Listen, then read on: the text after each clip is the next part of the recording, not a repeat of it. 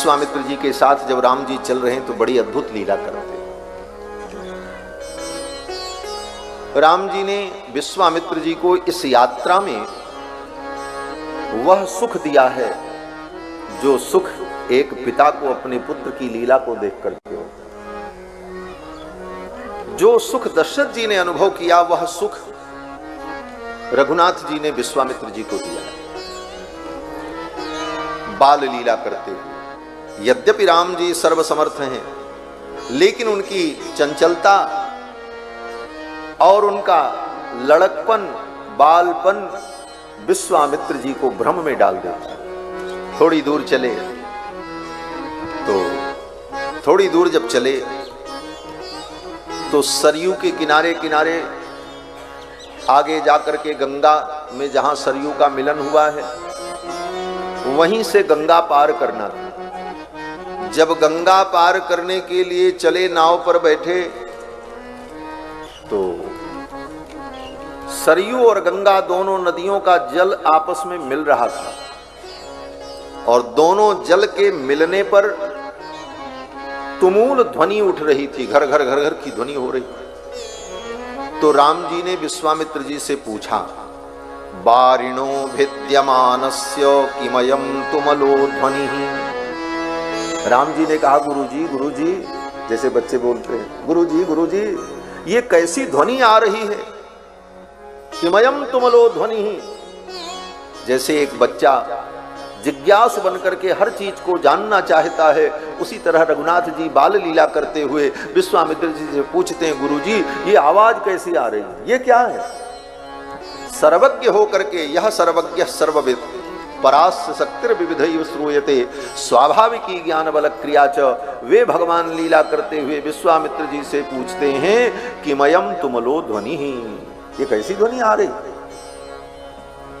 जैसे बच्चे को कहीं लेकर के आप जाओ तो बच्चा बड़ा जिज्ञासु होता है, हर चीज पूछता है, ये क्या है, ये कौन सी चीज है, ये कौन है? हर व्यक्ति को, हर वस्तु को वो जानने की जिज्ञासा करता है। उसी तरह राम जी विश्वामित्र जी से पूछते हुए जा रहे। विश्वामित्र जी ने कहा, राम, कैलाश पर्वत पर एक सरोवर है जिसका नाम है मान सरोवर। उस मान सरोवर को ब्रह्मा ने अपने मन के द्वारा उत्पन्न किया है। मनसा निर्मितम सरम, ब्रह्मा ने अपने मन से उसको बनाया है, संकल्प से, इसलिए उसका नाम मान सरोवर है। और वहां से एक सरिता प्रकट होती है, नदी प्रकट होती हैं, जिनका नाम सरयू है। सरह प्रवृत्ता सरयू, सर से प्रकट हुई इसलिए उनका नाम सरयू है।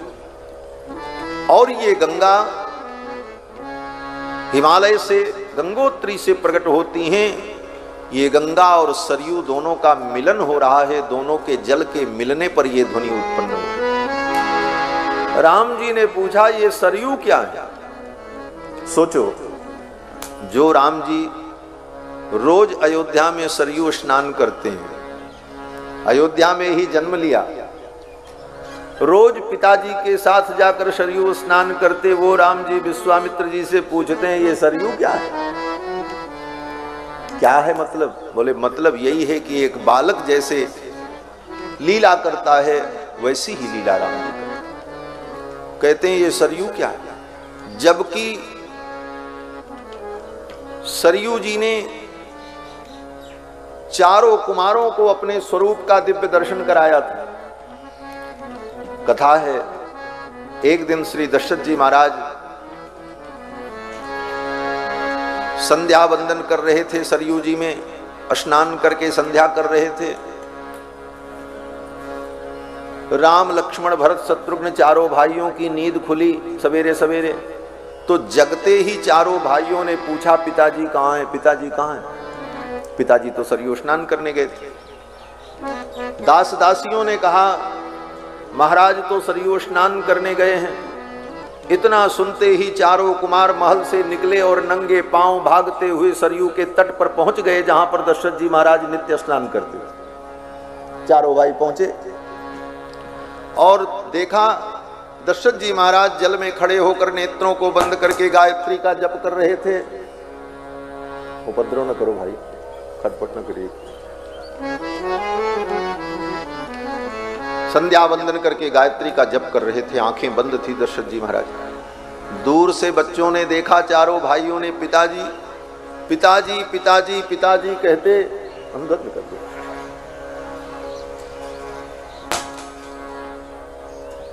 पिताजी पिताजी कहते कहते चारों भाई पानी में झप से कूद पड़े। इधर से राम जी कूदे, उधर से लक्ष्मण कूद गए, उधर से भरत, उधर से शत्रुघ्न।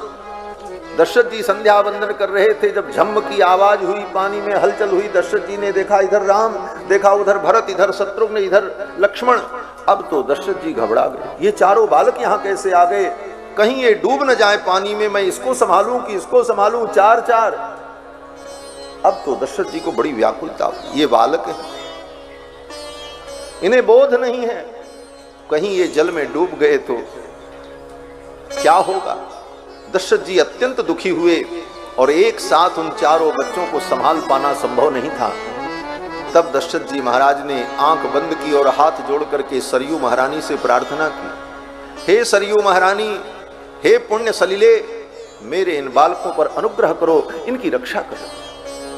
8 श्लोकों में दशरथ जी महाराज ने सरयू की स्तुति की, उसका नाम है सरयू अष्टकम। 8 श्लोकों में सरयू महारानी की स्तुति की और दशरथ जी ने जब स्तुति किया, उसी समय सरयू जी प्रकट हो गए। दिव्य श्वेत वस्त्र धारण किए हुए, मोतियों की माला धारण किए हुए भगवती सरयू प्रकट हुई और दशरथ जी ने देखा सरयू महारानी की गोद में चारों भाई बैठे हुए, राम लक्ष्मण भरत शत्रुघ्न। सरयू महारानी ने दशरथ जी से कहा, राजन, ये मेरा नित्य स्वरूप है, मेरी गोद में ये चारों बालक सदा बाल रूप में निवास करते हैं, यही मेरा नित्य स्वरूप है और मैं सदा इनका अनुभव करती रहती हूं। और ये कहते हुए सरयू महारानी ने चारों कुमारों को एक एक मोती की माला पहनाई जो दिव्य मुक्तामणि थी और फिर चारों कुमारों को दशरथ जी को सौंपा और सरयू महारानी ने कहा कि हे राजन, जो व्यक्ति अयोध्या में आकर सरयू में स्नान करने के पहले तट पर खड़े होकर आपके द्वारा बनाए गए इस सरयू अष्टक का पाठ करके और मेरे इस स्वरूप का चिंतन करेगा कि सरयू की गोद में राम लक्ष्मण भरत शत्रुघ्न चारों बालक विराजमान हैं, और मेरे उस स्वरूप का ध्यान करने के बाद जो व्यक्ति सरयू में स्नान करेगा वह संसार बंधन से मुक्त हो जाएगा, उसे भगवान की प्राप्ति होगी। ये सरयू महारानी ने दशरथ जी को बताया, यही सरयू जी का दिव्य स्वरूप है। वो राम जी विश्वामित्र जी से कहते हैं, ये सरयू कौन है? यही बाल लीला। सब कुछ जानते हुए भी विश्वामित्र जी को सुख देने के लिए पूछते हैं, ये सरयू क्या है? तो विश्वामित्र जी पूरी कहानी बताते। ये गंगा क्या है? पूरी कहानी बताते। फिर आगे चले, तो जब आगे चले गंगा पार किया, वन प्रांत आया। जब वन प्रांत आया तो राम जी ने देखा एक सरोवर था, उस सरोवर में कमल के पुष्प खिले हुए थे। राम जी दौड़ करके उस सरोवर में घुस गए और कमल फूल तोड़ने लगे। विश्वामित्र जी ने देखा, विश्वामित्र जी ने कहा, अरे राम इधर आओ, इधर आओ, पानी गहरा होगा, कोई खतरा होगा, निकल आओ, बाहर आओ। थोड़ा कड़ी आवाज में विश्वामित्र जी ने राम जी को बुलाया। फिर थोड़ी दूर चले, एक बहुत बड़ी शिला दिखाई पड़ी, प्रस्तर खंड था, टीला था। राम जी दौड़ करके उसके ऊपर चढ़ गए और उस पर चढ़ करके वहां से वन का नजारा देखने लगे, मृग पशु पक्षियों को देखने लगे। विश्वामित्र जी ने देखा, विश्वामित्र जी ने कहा, राम नीचे उतरो। विश्वामित्र जी को लगता है ये बालक है, कहीं इनका पैर फिसल गया, कोई घटना हो गई तो इनको चोट लग जाएगी, इसलिए प्यार से बुला लेते हैं, कहते हैं राम उतर आओ नीचे। इस तरह बार बार लीला करते हुए विश्वामित्र जी को अपनी बाल लीला का आनंद प्रदान करते हुए रघुनाथ जी विश्वामित्र जी के साथ चल रहे। ऋषि संग हरसी चले दो भाई, ऋषि संग हरसी चले दो भाई, ऋषि संग हरसी चले दो भाई, ऋषि संग हरसी चले दो भाई, ऋषि संग हरसी चले दो भाई, ऋषि संग हरसी चले दो भाई। पैठत सरनी सिलन चढ़ चितवन, पैठत सरनी सिलन चढ़ चितवत, खग मृग बन रुचिराई,